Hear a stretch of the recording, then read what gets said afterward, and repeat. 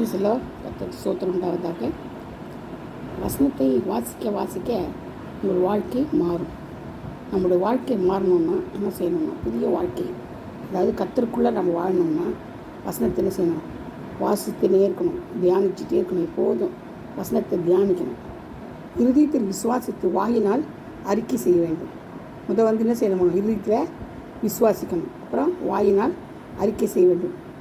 விசுவாசிகளின் வீடுகளில் என்ன பேசுகிறார்கள், நம்ம என்ன பேசணும், பேச்சு தேவையில்லாத வீண் வார்த்தை, வீணான இச்சைக்குரிய வார்த்தைகள், கெட்ட வார்த்தைகள், மற்றவர்களுக்கு பிரயோஜனம் இல்லாத வார்த்தைகள் எல்லாம் பேசணும்.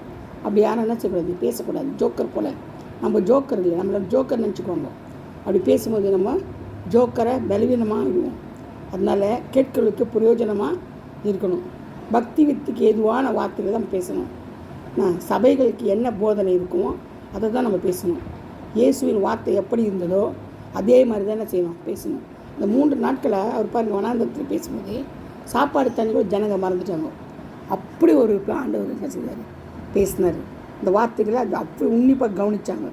யார் பேசுகிறது, பரிசுத்த ஆவியானவர் தான் என்ன செய்வார், பேசுவார். சரிங்களா? அதனால் நம்ம என்ன செய்யணும், பக்தி வித்துக்கு எதுவான வார்த்தைகள் மட்டும் பேசணும். இருதயத்தில் விசுவாசி வாயினால் அறிக்கை செய்ய வேண்டும். வேதத்தை வாசித்து வாசித்து வாசித்து தியானிக்க வேண்டும். கர்த்தர் பாதுகாப்பாராக. ஆமென். அல்லேலூயா.